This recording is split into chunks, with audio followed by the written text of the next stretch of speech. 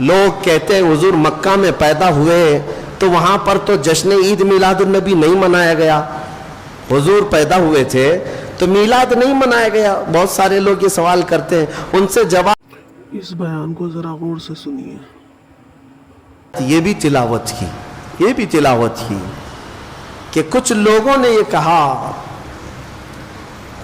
نے کہا رسول پاک صلی اللہ تعالیٰ علیہ وسلم کی بارگاہ میں کہ اگر اللہ تبارک و تعالیٰ ہے تو پھر پتھروں کی بارش ہم پر کر دی جائے، ہمیں فَأَمْطِرْ عَلَيْنَا حِجَارَةً مِّنَ السَّمَاءِ، آسمان سے ہمیں پتھروں کی بارش کر دی جائے۔ رب تعالیٰ نے جواب میں کیا فرمایا؟ اللہ تعالیٰ نے فرمایا وَمَا كَانَ اللَّهُ لِيُعَذِّبَهُمْ وَأَنْتَ فِيهِمْ، اب اللہ ویسا عذاب نہیں نازل کرے گا اس لیے کہ ان کے بیچ میں میرا محبوب آرام کر رہا ہے۔ وَأَنْتَ فِيهِمْ، اے رسول آپ ان کے بیچ میں ہیں، عذاب ویسا نہیں آئے گا۔ اے مسلمانوں، کیا آج گناہ ویسے نہیں ہو رہے ہیں؟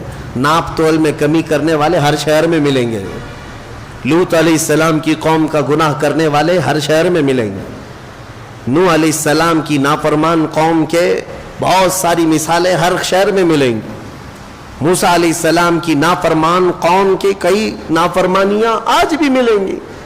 پچھلے گناہ تو ہو ہی رہے ہیں لیکن عذاب ویسے نہیں آ رہے۔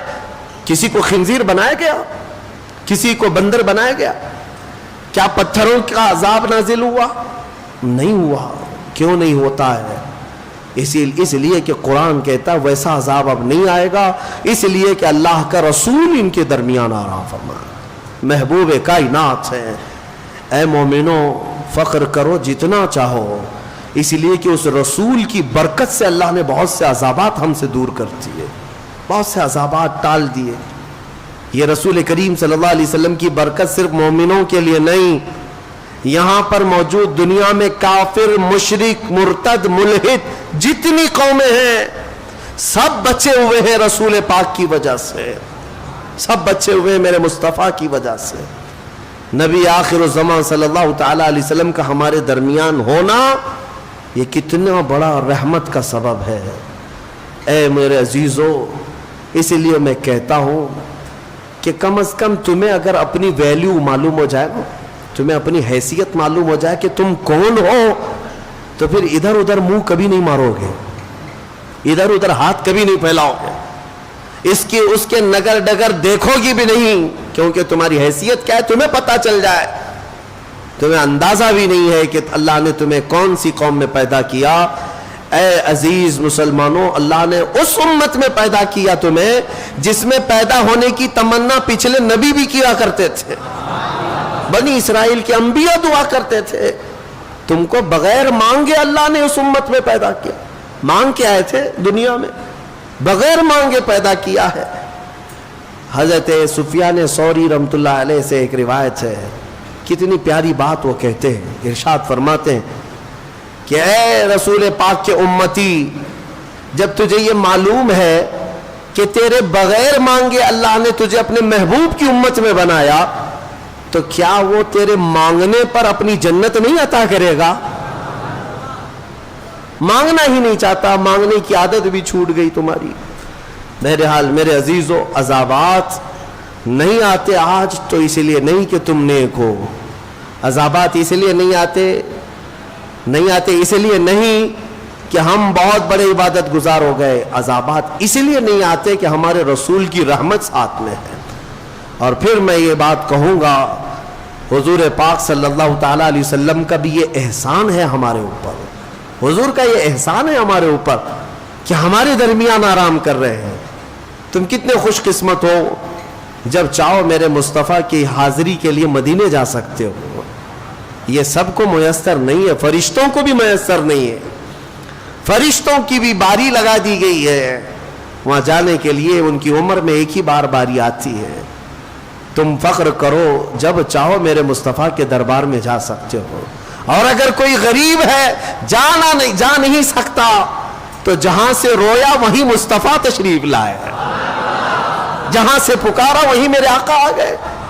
یہ میرے آقا کی رحمت نہیں ہے تو اور کیا ہے؟ हुजूर पाक की रहमत है कि वो हमारे दरमियान है। इसीलिए शायर ने कहा था वो हर आलम की रहमत है, किसी आलम में रह जाते। वो जिन्नात के लिए रहमत है कि नहीं है? वो फरिश्तों के लिए रहमत है।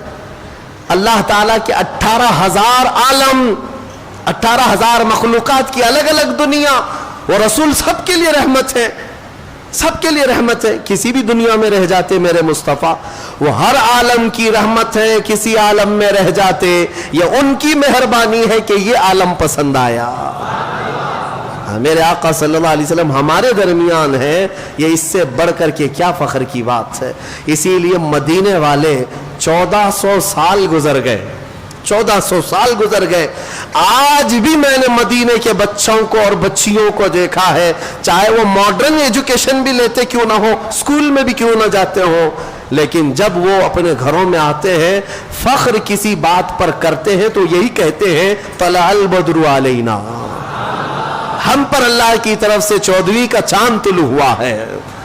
कई सालों पहले की एक बात मैंने गालिबन कहा था अपनी किसी बयान में।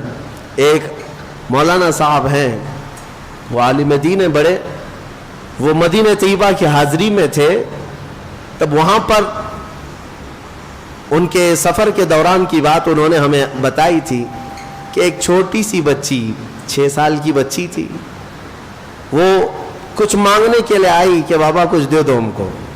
तो उन्होंने उठा करके दे दिया, और बड़ी प्यारी बच्ची थी, उसको बुलाया, कहा कि इधर आ बेटा, तो हमारे साथ चलेगी, मैं तेरी परवरिश करूँगा, मैं अपने घर ले जाऊँगा और उसको तरह तरह की नेमतों का